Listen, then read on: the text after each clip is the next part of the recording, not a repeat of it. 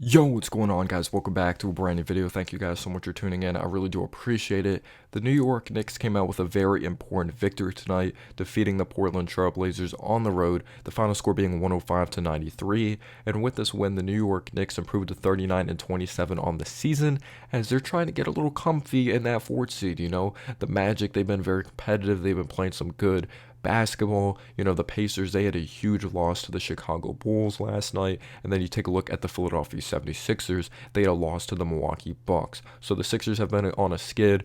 It's Tobias Harris not playing good basketball. Maxey, he was out in concussion protocol, but obviously he's been back the last couple of games, taking on the Knicks, taking on the Philadelphia 76ers. No Embiid, no Covington, no Mellon, tons of injuries. So there's a lot going on in the Eastern Conference. But this was a good win by the New York Knicks. If you take a look at the Knicks, yes, we have no Julius Randle, we have no Mitchell Robinson. But then you take a look at the Portland Trailblazers injuries, they're a mess. They're already young, they're already inexperienced, they're figuring out how to win games, but it does not help, and it's definitely not going to help at all when you have so many players out. Shaedon Sharpe, of course, had surgery, and he's been out for a good amount of time, as he's going to be missing the rest of the season. No Jeremy Grant, who's a top 3 scorer on the team, as well as Anthony Simons, when you take a look at that.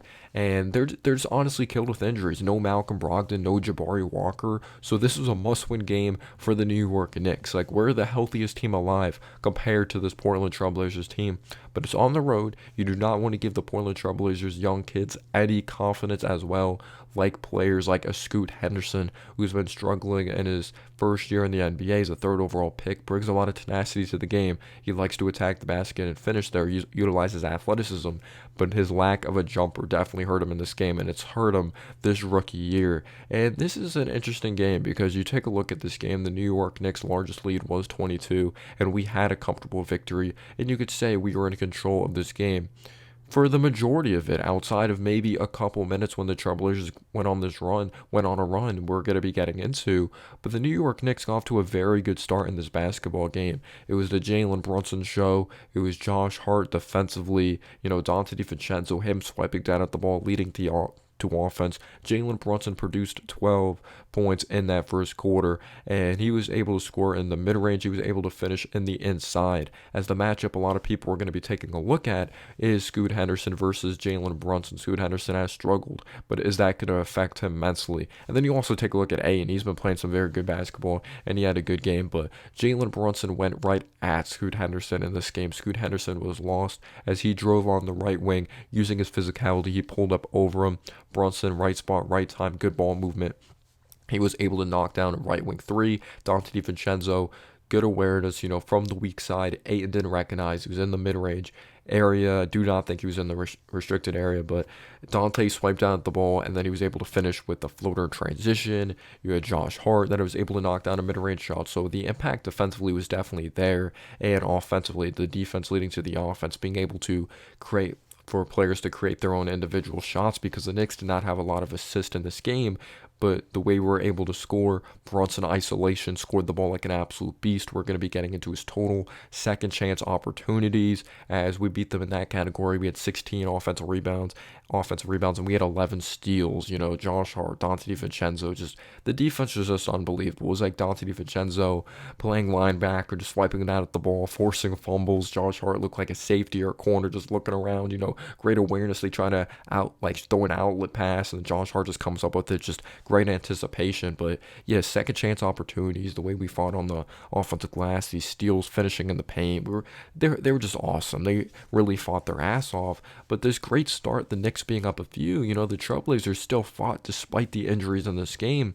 And a big time part of that is actually the Kentucky guard that came out a couple years ago, Ashton Hagans. He ran the offense at a very good pace. He had 8 points, he had a few assists, he knocked down a couple threes, and that production definitely showed in that first quarter. He did a good job relocating, knocked down a three in the corner. Matisse Thybulle, he went on to knock down a three, put up a floater as well. You have Chris Murray, the brother of Keegan Murray. He knocked down a three in the left corner. As you take a look at Ashton Hagans, he knocked down the three in the in the right corner. So the Trailblazers go on this run, and then you look up, it's like, oh shit, we're down 7. We were just up a few. So the defense was fine. Those were like some tough threes, in my opinion, that they went on to hit.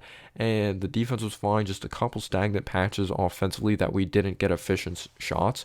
And the funny thing is, we're down 7, and one of the players that helped us actually get back into this game or make it close again and get the lead back. This player went on to be benched in the second half, Alec Burks. Alec Burks checks in the game. He takes a questionable kind of off-balance mid-range push shot, and it doesn't go in, but he follows his miss, and he's actually able to tip it in. So I really want to give credit to Alec Burks there for fighting there. And then Miles McBride, he is a big possession. If you know Matisse Thybulle, he has length, he's athletic, he has size. He's strong. He's a good defender in this league that is capable of defending probably 4 positions. You could say the 1 through 4 position, and some 5s. It depends on their height. But Miles McBride, he's on the right wing, way outside on the perimeter, and he does a really good job getting to that right wing crossover, pull up mid-range on Matisse Thybulle, and that's a tough shot. So you love seeing that progression of the shot making from Miles McBride. And then you take a look after that, or no, I believe Miles McBride knocked down that shot, and then Bogdanovic, great drive off a closeout. I remember he was able to find OG for a 3. That might have came in the second quarter, but it definitely occurred during this run. But Josh Hart actually ended up having the tip in, which led to the Knicks getting this 1-point lead at the end of the first quarter. But I felt after the Knicks responded to the Trailblazers run, and they just took off. I felt like they just took off because the second quarter, McBride, he was just in their head mentally. You could say Josh Hart was as well. You want to be physical with this young team. You want to beat them up physically. You want to beat them up mentally, make sure they have no confidence. And that just showed right there how mentally tough this Knicks team is. Like, we just respond to runs so easily with the defense, with the offensive rebounds, forcing the steals. Because Miles McBride, he was picking up Scoot Henderson. Like, when the Trailblazers were on their side of the court, inbounding the basketball on the sideline, Miles McBride's like, the on-ball pressure is insane. He comes up with a steal, and then he's able to finish in transition. Hartenstein was in the right spot at the right time.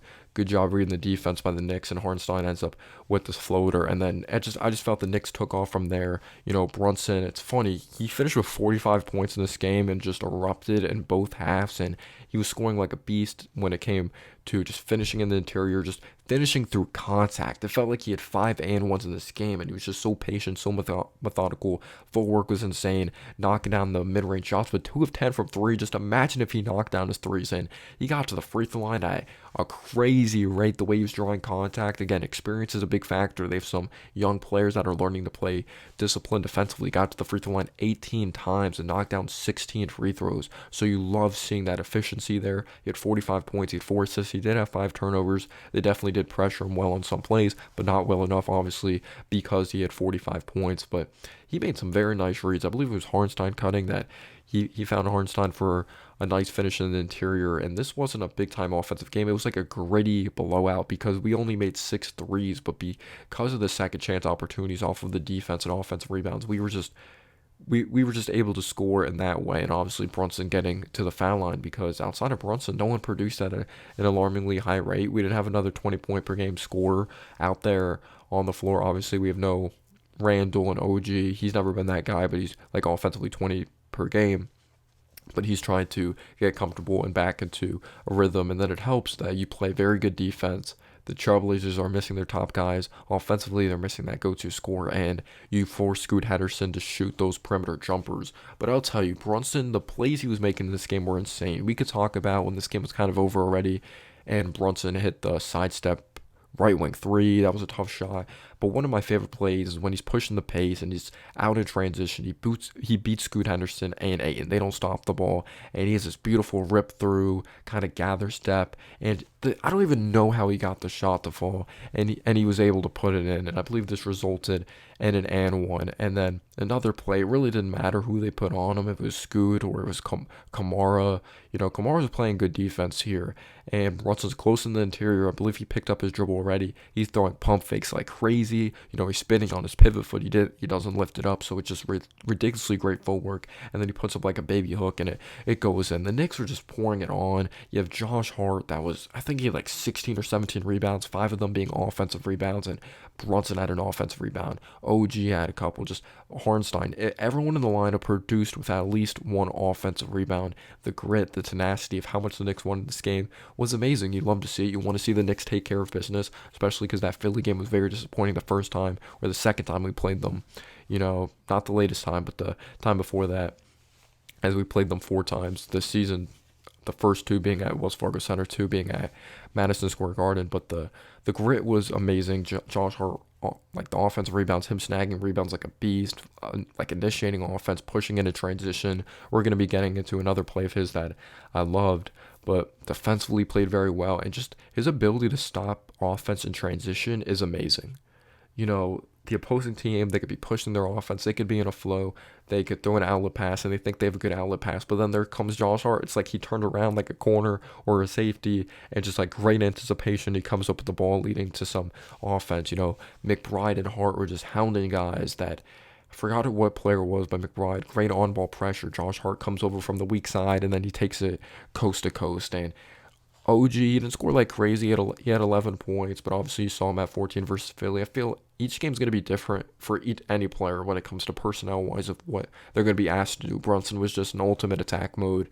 And, of course, we don't have that crazy other offensive player when Randall isn't playing. So it's going to be guys that have, like, solid contributions, like 10. Like, one player's going to have 10, another player's going to have 12, another player's going to have 14. And Dante didn't have an insane game from 3. He wasn't very efficient, but he still played some smart basketball and some good defense, good movement without the ball.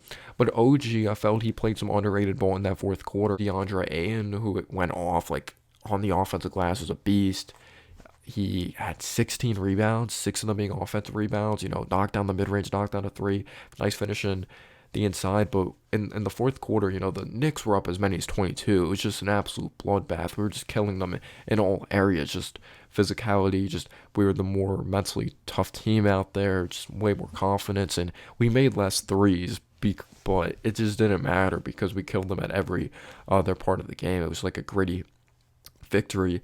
But in that fourth quarter, the Trailblazers actually go on the 6-0 run. But in the fourth quarter, Ayton gets this and one. The Trailblazers get a little bit of momentum. But OG had some key plays that I really liked.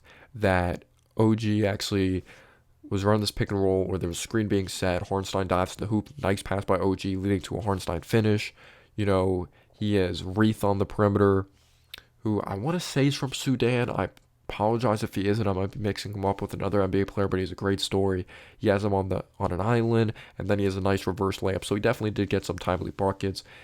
And he actually went on to pull up for a mid-range jumper in that fourth quarter, and then he was like kind of screaming. He screamed both times when he was swiping down at the ball and in the mid-range. So I don't know if that's concerning. I'm not a doctor. I'm not going to pretend I know what I'm talking about or anything like that.